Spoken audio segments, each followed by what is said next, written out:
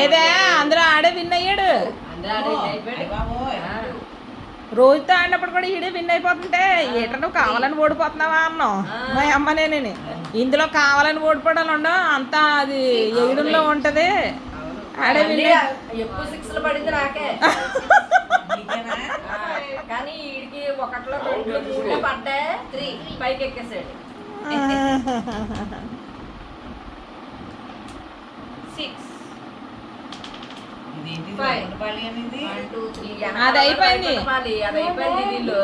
ఇది లూడో అంట. లూడో అంట.